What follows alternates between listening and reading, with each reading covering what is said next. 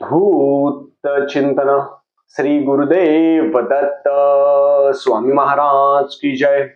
छत्रपती शिवाजी महाराज की जय. श्री स्वामी समर्थ. आज मी आपल्याला मकर संक्रांत, त्याचा पुण्यकाळ कधी आहे, वाण कधी द्यायचं, आणि खूप लोकांच्या मनात भीती असते, अफवा असतात. संक्रांतीचं पंचांगानुसार पुण्यकाळ कधी आहे, त्याचं फळ काय आहे, ह्या व्हिडिओमध्ये मी पूर्ण सांगणार आहे. संक्रांतीला आपण वाण काय द्यायचं त्याच्याबद्दल मी पूर्ण माहिती सांगणार आहे. चॅनलवर पहिल्यांदा आला असेल तर अवश्य सबस्क्राईब करा, म्हणजे येणारा नवीन व्हिडिओ श्री स्वामी समर्थ महाराजांचा गुरुचरित्राची आणि नवनाथ पारायणाबद्दल माहिती भेटेल. मुळामध्ये आपल्या हिंदू संस्कृतीमध्ये प्रत्येक सणाला महत्व आहे, पण खूप लोक जे असे असतात की ते आपल्या हिंदू सणांना घाबरून टाकतात की संक्रांतीला असं करू नका, तसं करू नका, हे करू नका, ते नको करू. शास्त्रामध्ये कोणताही असा आधारच नाहीये. आपले सण न घाबरता आपल्याला साजरी करायचे. 14 जानेवारीला संक्रांत आहे, मग त्याचा पुण्यकाळ कधीपासून आहे? पुण्यकाळ जो आपण म्हणतो संक्रांत, प्रत्येक महिन्याला संक्रांत येत असते. आपण जर कॅलेंडर बघितलं तर प्रत्येक महिन्याला संक्रांत येत असते. प्रत्येक महिन्याला अशी 12 महिन्याची 12 संक्रांत असते. पण जेव्हा संक्रांत येते, सूर्य एका राशीतून दुसऱ्या राशीत जाणे याला संक्रमण असं म्हणतात. आणि जेव्हा मकर राशीमध्ये जेव्हा संक्रांत येते तेव्हा मकर संक्रांत होत असते, हे लक्षात ठेवा. मग 14 जानेवारीला संक्रांतीचा जो पर्व काळ आहे तो पुण्यकाळ आहे. दुपारी 3:06 ते संध्याकाळी सूर्य अस्तापर्यंत आपण वाण देऊ शकता. तोच काळ आहे. तुम्ही म्हणणार दादा मग दिवसभर नाही का? सकाळी मकर जी रास आहे, सूर्य जो आहे तो मकर राशीत त्यावेळेस प्रवेश करतो 3:06. बालो किरण आहे तेव्हा संक्रमण होतं, त्याच्यामुळं 3:06 ते सूर्य अस्तापर्यंत 6 वाजेपर्यंत 7 वाजेपर्यंत आपण वाण देऊ शकता. तुम्ही म्हणणार मग 3 वाजेच्या अगोदर चालणार नाही का? आम्हाला जॉब आहे, आम्हाला सगळं आहे. कारण की जो मकर सूर्यग्रह आहे, मकर रास आहे, ते जे पूर्ण गोष्टी होत नाही, त्याच्यामुळे आपण ज्यावेळेस संक्रमण होतं, बरोबर संक्रमण काळ कधी आहे तो बरोबर 3:06 ते सूर्य अस्तापर्यंत आहे. मकर राशीमध्ये सूर्य त्या वेळेपर्यंत आहे. मग त्या वेळेमध्येच आपण संक्रांतीचं वाण द्यायला पाहिजे, हे लक्षात ठेवा. या दिवशी काय करायचं आपल्याला? संक्रांतीच्या दिवशी 14 जानेवारीला त्या दिवशी आपल्याला सगळ्यात पहिले आंघोळीच्या पाण्यामध्ये तीळ टाकायचे, तिळाचं स्नान करायचं, तीळ अंगाला लावायचे, तीळ तर्पण करायचं पितरांसाठी, तिळाचं दान द्यायचं. अशा पद्धतीने करू शकता. आता आपण संक्रांतीचं फळ वाचणार आहे. संक्रांत म्हणजे कशावर आलेली आहे, कशावर बसून संक्रांत आली ते आपण वाचणार आहोत. संक्रांत हे 14 जानेवारी 2026 रोजी दुपारी 3:06 सूर्य मकर राशीत प्रवेश करत आहे. बालव कर्णावर संक्रमण होत असल्याने उक्त असलेली ही संक्रांत कशावर बसून आलेली आहे? संक्रांत वाहन वाघ असून उपवाहन घोडा आहे. पिवळं वस्त्र परिधान केलेलं आहे. हातामध्ये गदा घेतलेली असून केशराचा टिळा लावलेला आहे. वयाने कुमारी असून वासाकरता जाई घेतलेली असून पायास भक्षण करत आहे. सर्प जात असून भूषणार्थ मोती धारण केलेले आहे. वर नाव व नक्षत्र नाव मंदाकिनी असून सामुदायिक मुहूर्त 30 पर्यंत आहे. पूर्वीकडून पश्चिमेकडे जात आहे. वायव्य दिशेस पाहत आहे. संक्रांतीच्या पर्व काळात दात घासणे, कठोर बोलणे, वृक्ष गवत तोडणे, गाई म्हशीस धार काढणे, काम वासना सेवन करणे इत्यादी कामे करू नये.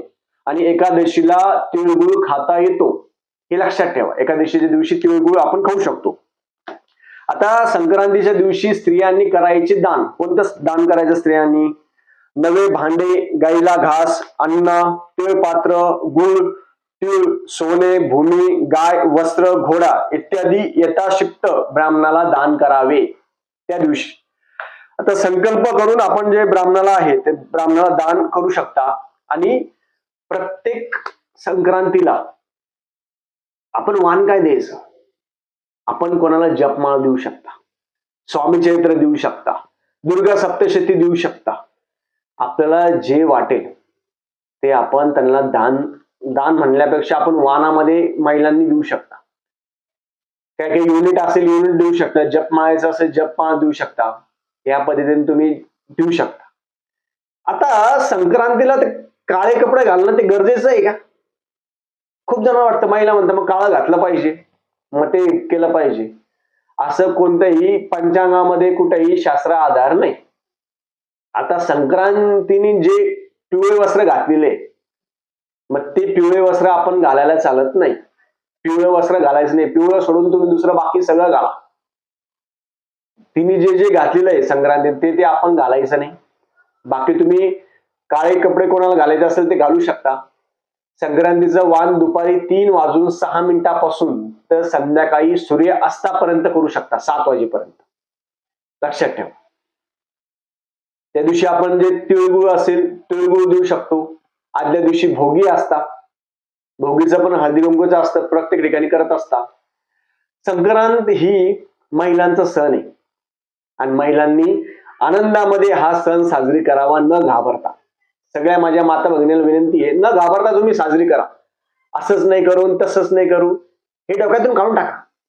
छानपैकी सवाष्णीचं पूजन करायचं. सवाष्णी जर घरी आल्या त्यांचं पाद्यपूजन करा, त्यांची ओटी भरा, खरं नावानं ओटी भरा. हळद कुंकू सवाष्णीचा सण असेल, नाव घेता, खूप जण नावं घ्या आणि मनामध्ये कोणतंही दडपण न करता छानपैकी नटून सजून आपल्या हिंदू संस्कृतीप्रमाणे छानपैकी नटून सजून आपण संक्रांतीचा जो सण आहे तो सगळ्यांनी साजरी करा. मनामध्ये भीती न बाळगता. काही भीती नका बाळगू तुम्ही. आपल्या कोणत्याही पंचांगामध्ये याच्यामध्ये कोणताही शास्त्रीय आधार नाही. कोणतीही मनामध्ये भीती बाळगू नका. असंच नाही करायचं आणि तसंच नाही करायचं. कमेंटमध्ये सांगा तुम्हाला काही प्रश्न असेल ते.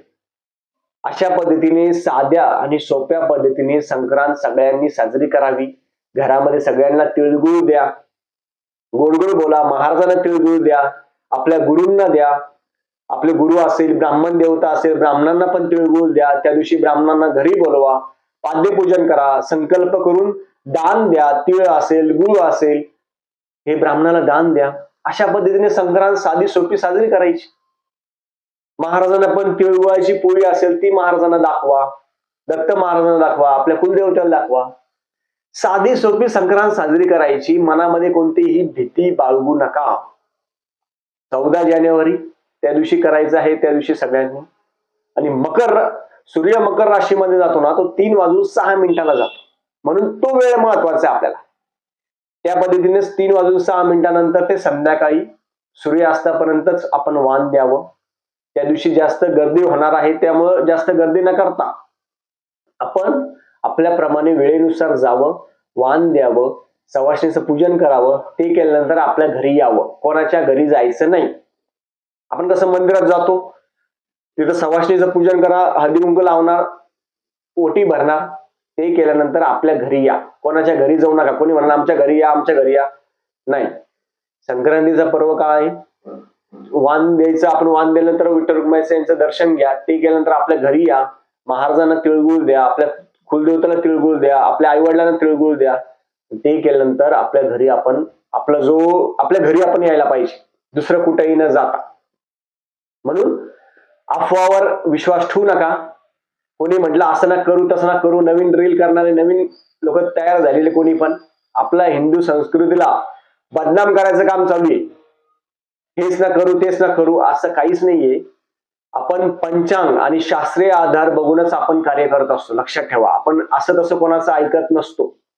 म्हणून पंचांगामध्ये कोणत्याही मनात भीती न बाळगता 14 तारखेला दुपारी 3:06 तर सूर्यास्तापर्यंत आपण वाण देऊ शकता. आणि संक्रांतीच्या सगळ्यांना खूप खूप शुभेच्छा. न घाबरता. महाराज पाठीशी असताना कोणाला घाबरायचं नाही. काही होत नाही कोणाला. हे मनात भीती, फक्त भीती दूर करा. आणि संक्रांतीच्या तुम्हाला सगळ्यांना हार्दिक शुभेच्छा. तिळगुळ घ्या, गोड गोड बोला, असेच सोबत राहा आणि असाच आशीर्वाद सगळ्यांचा माझ्या पाठीशी असू द्या. ही सर्व माता भगिनींना मी कळकळून हात जोडून विनंती करतो. झालेली सेवा मी महाराजांच्या रुजू करतो. श्री स्वामी समर्थ.